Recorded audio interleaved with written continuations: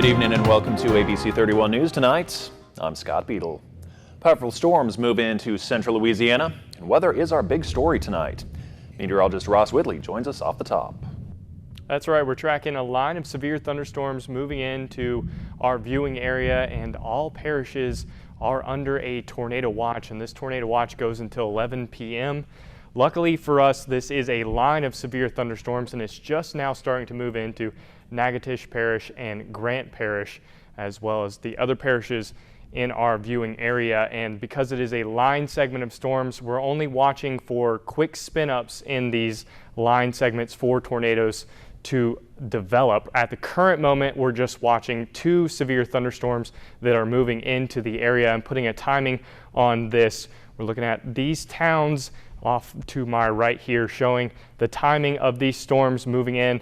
And it's kind of hard to see here, but Yellow Pine in 4 minutes, and I'm not sure why it's showing up out of order, but Edisto in 25 minutes, as well as another potentially severe thunderstorm, and that is this southern line segment that will be moving into our area. These are moving off to the northeast at about 50 miles per hour, and these will continue to slowly move off to the east into our area and be affecting us as we go throughout the rest of the evening into the overnight hours. Of course, we'll update you if any tornado warning does develop. I'll have more on this severe weather as we get later into the show in just a few minutes. Scott.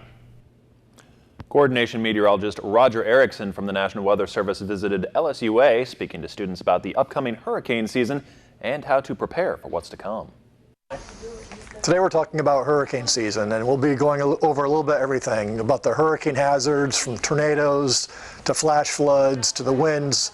We'll touch on storm surge, even though that's not a story up here in central Louisiana. A lot of people from South Louisiana come up here to evacuate. And then we'll go into some of the details about why we're forecasting a quieter hurricane season this season versus previous. Erickson says they are expecting to see a quieter season than normal, with El Nino kicking in. The numbers should be lower than average. Average year is about 12 storms, 6 hurricanes, and 2 major hurricanes. Rapides deputies are looking for a missing 55-year-old woman from the Elmer community. She's Pamela Willis. Pamela is 5'2" and weighs about 200 pounds. You can see her picture there. She was last seen April 21st driving a gray Nissan Pathfinder. Please call authorities if you have any information on her whereabouts. 2 teens and an older suspect are arrested by Alexandria police for attempted car break-ins at a local hospital. The older suspect is 20-year-old Tavarius Owens. Police say they also arrested Cornelius Batiste and Dontori Owens, both 17. They're all from Alexandria. Police say all of them are charged with attempted simple burglary. Owens is also accused of resisting arrest and misrepresentation during booking. Alexandria police report a man that they found shot in the head on April 3rd has died from his injuries. Police say they found 62-year-old Richard Salesman near the bicycle trail on the levee near 6th Street. Detectives are still looking for information about who might have shot him. An Alexandria man who reportedly made threats on social media is arrested for public intimidation and obstruction of justice. Police say 34-year-old Robert Dalrymple made threats in connection to a civil case. They were reportedly made against a complainant in the case, as well as his attorney and a judge. A South Carolina man is sentenced to 40 years in prison for sexually exploiting a child. 51-year-old Frankie Maldonado of Reesville was convicted in January of producing child pornography and traveling here to have sex with that victim. A number of businesses are celebrating Secretary's Day, or Administrative Professionals Day, today. Employees were treated to lunch, games, door prizes, and much more to honor all of their hard work. Today we are having Secretary's Day. It's a day for us to honor those that run the office.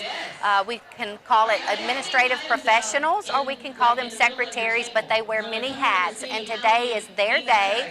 It's our way of saying how much we appreciate everything that they do. Lots of our businesses in the area support Secretary's Day, so we are very fortunate and we appreciate that.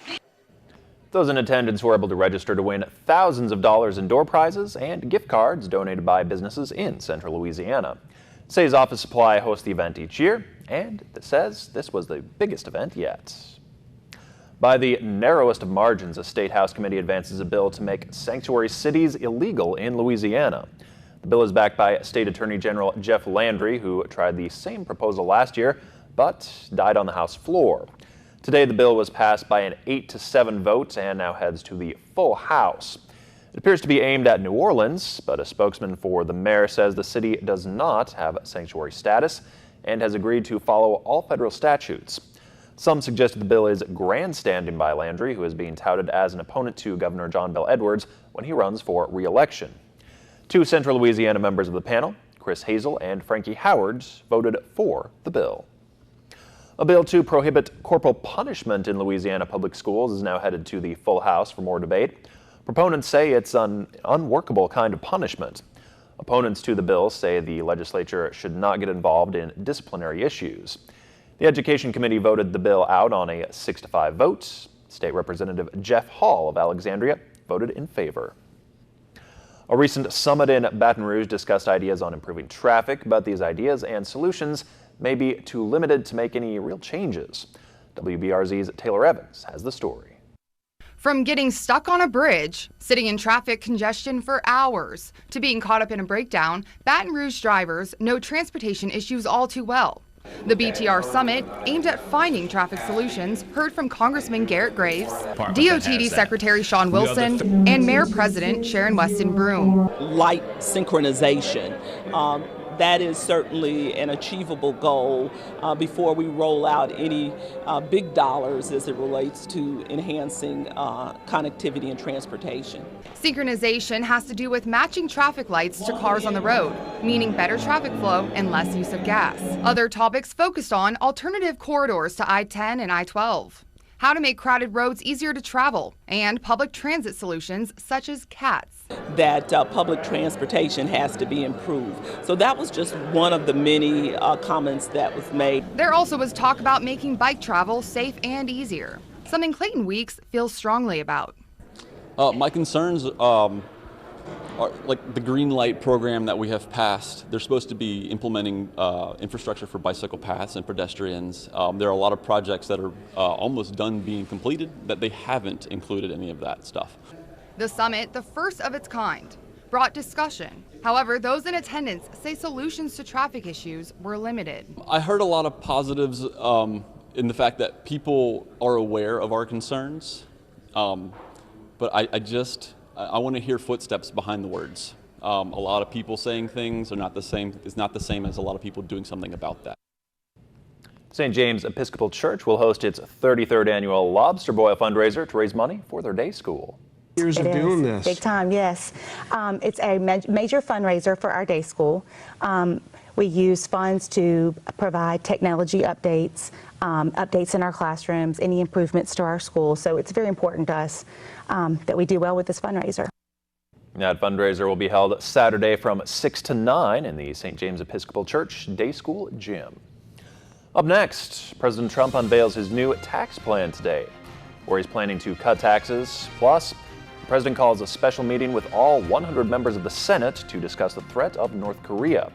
Details after the break. Enter to win a $200 gift card to Dickens & Company, courtesy of KLAX TV. Visit us online on Facebook or Twitter and click register and get ready to win. Enter daily and share the post to increase your chances of winning. It's time to win from KLAX TV and Dickens & Company on Front Street, downtown Natchitoches.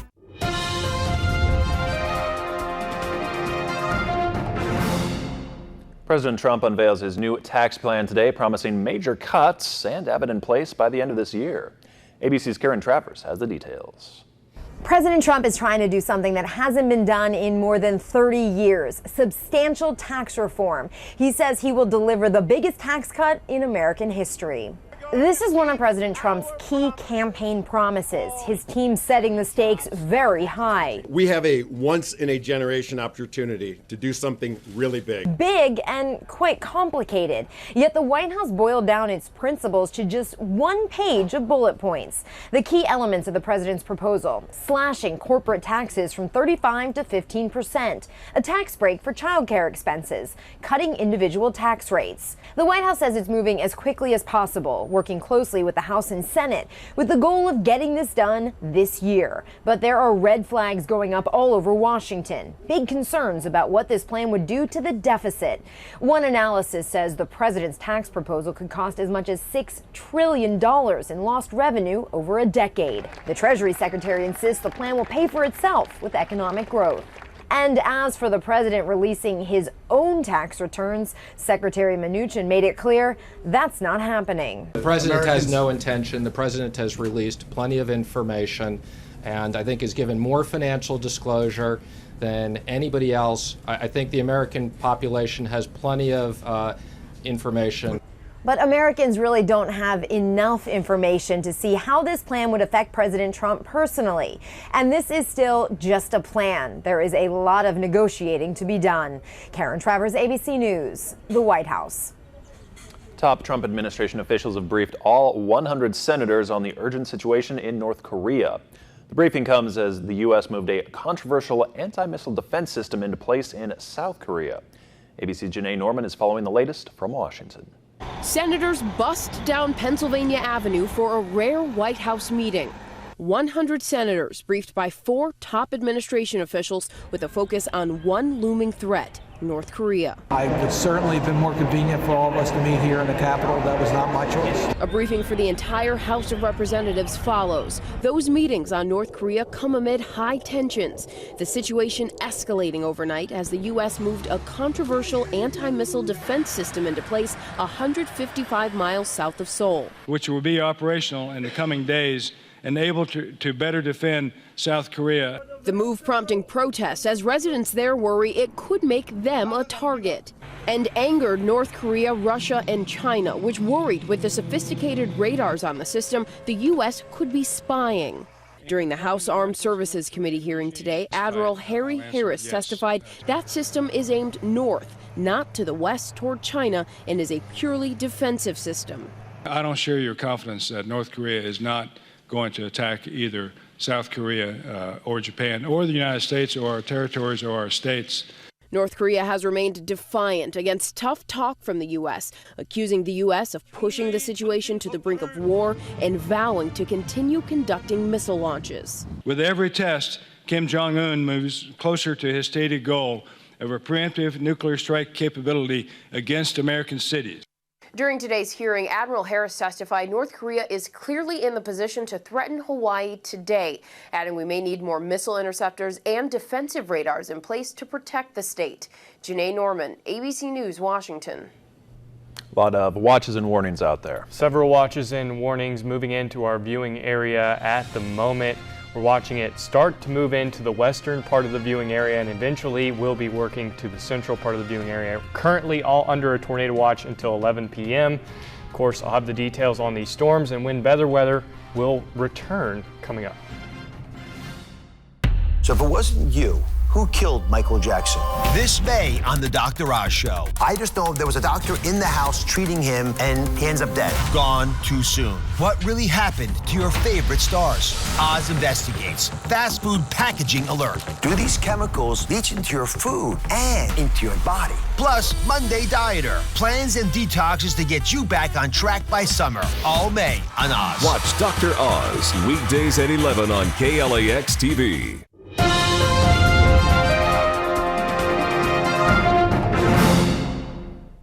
Hi, I'm meteorologist Ross Whitley, and of course we're looking at severe weather across our area. And with these severe thunderstorms, we could be looking at winds up to 70 miles per hour as we go throughout the evening. And of course, they are also packing some small hail, quarter to lime size, and occasionally ping pong size hail has been reported with a couple of these storms. The tornado threat is low, but we are under a tornado watch until 11 p.m. And so we will continue to watch for any kind of storms to spin up, any kind of rotation, especially out in the front of those lines of thunderstorms. And then we could be dealing with another round of storms as we head into the weekend. Of course, we'll talk about that just a little bit more coming up.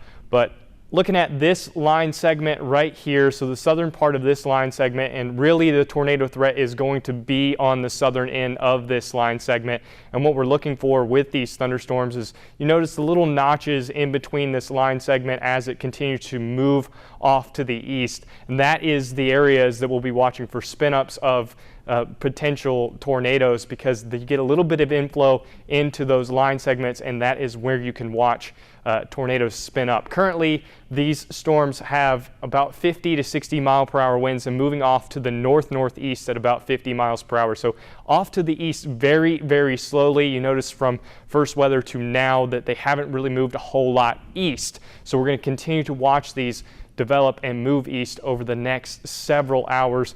Having a little timing on these, the shades here, you can correspond with the colors up there. So about 60 minutes from now is where this storm will be. And as we look at the southern segment, you notice that 60 minutes from now, not moving a whole lot to the east. So as these storms do roll in, they'll be on top of you for a good bit.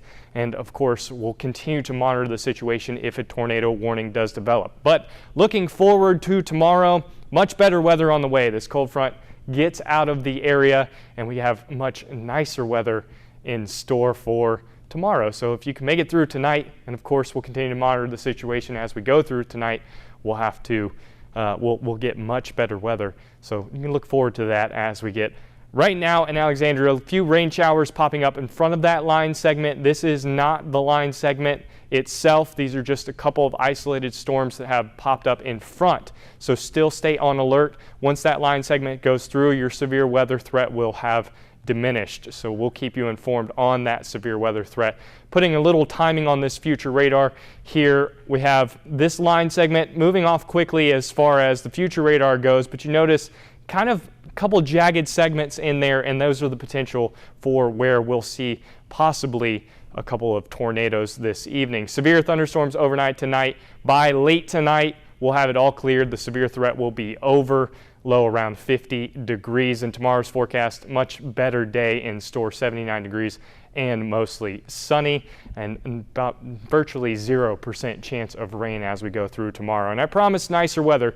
Thursday, much nicer day. Friday will be warming up, and then we watch Saturday and Sunday again for the potential of some severe weather. But heading into next week, a very nice start to next week. Not looking at any thunderstorms for Monday and Tuesday. Of course, we'll keep you informed if any tornado any tornado warnings happen. We'll let you know immediately. Scott? All right, thank you, Ross.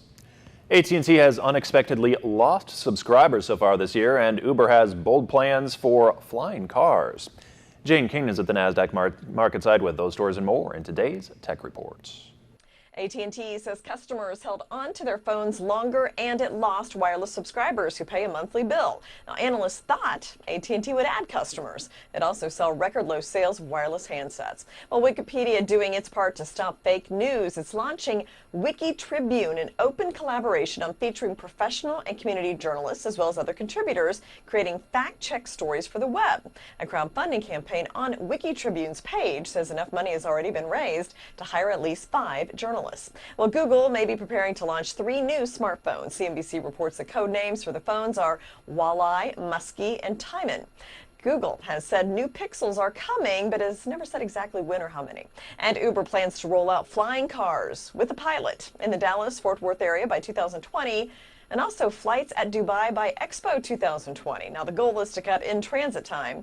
The flying car option would eventually be available in the Uber app. Uber said it's working with aircraft manufacturers to build flying cars using VITOL technology, that's vertical takeoff aircraft, and with real estate companies in 2 cities to build landing pads for the cars. From the NASDAQ market site in Times Square, I'm Jane King with your Tech Report. Coming up in sports, hear from the NSU pitcher who threw his first career win.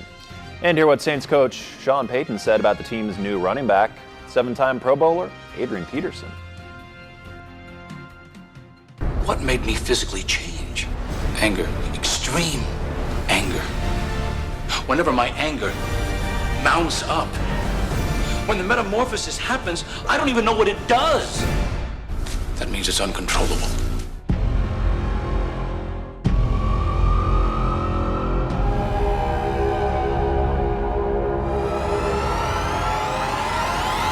the incredible home on MeTV Alexandria.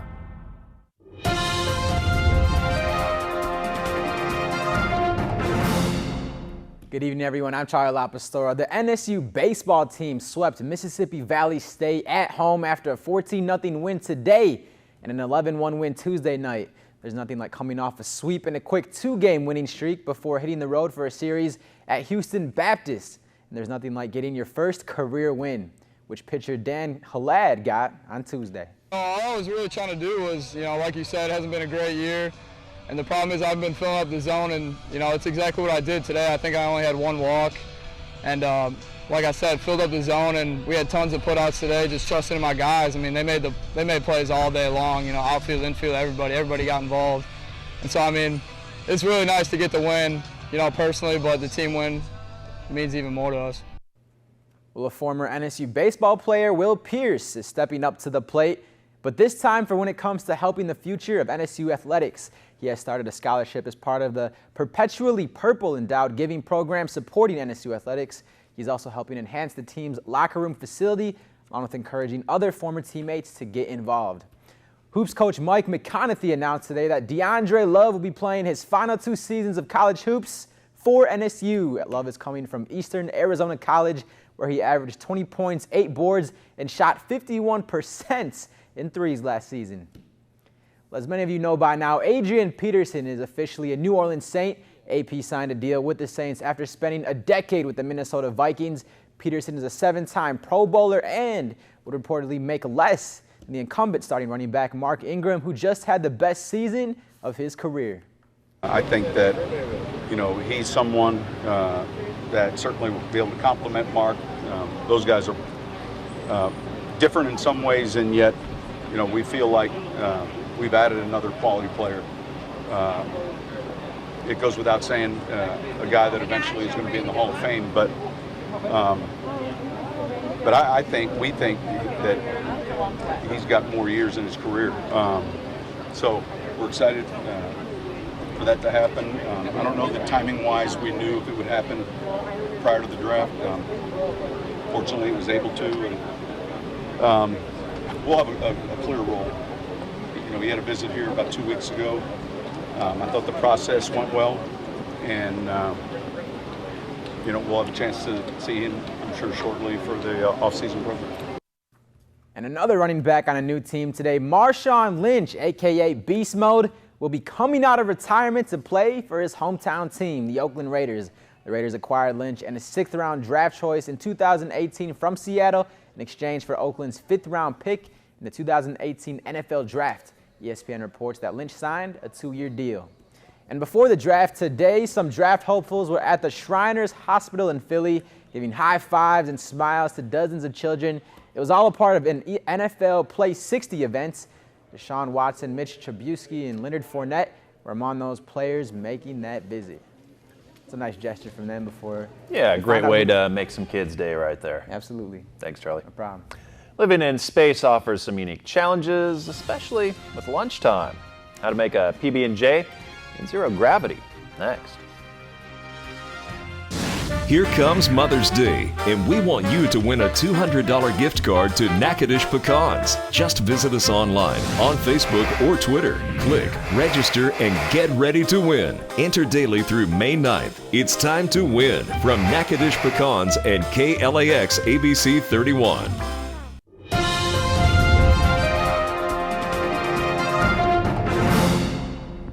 Astronauts on the International Space Station eat the same kinds of foods as people on Earth, they just prepare them differently.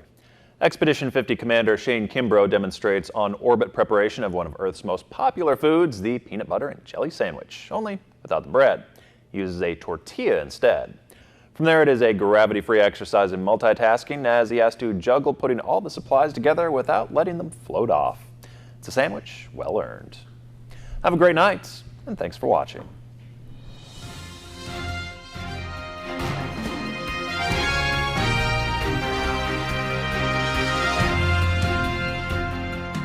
Explore strange new worlds on MeTV. Seek out new life. Look at him. I've seen old photographs of this period. Let's get out of here. Hold it right there! And new civilizations. Boldly go to Mayberry and the Andy Griffith Show. Our military makeover recognizes the sacrifice of a deserving young Marine. Tune in and learn about an American hero, the community and the companies who come together to give back